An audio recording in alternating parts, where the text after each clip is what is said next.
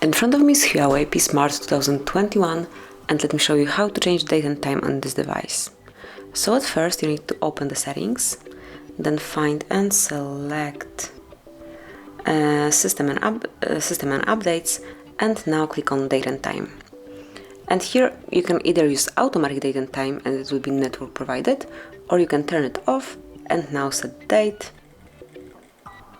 time, and also time zone manually by yourself.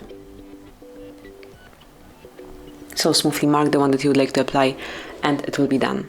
Then you can also manage dual clocks, so once it is active you can pick your home city, and it can be, for example, Oxford, but obviously you can also switch off dual clocks if you want to. Then you can also customize the format of your clock, so it can be either 24-hour time or 12-hour time. It's up to you. And this is it. This is how you can change the date and time in your HUAWEI P Smart 2021 NFC. Once you want to go back to automatic setup, just tap here and from now on it will be done automatically. And this is it. That will be all. Thank you for watching. Please subscribe our channel and leave the thumbs up.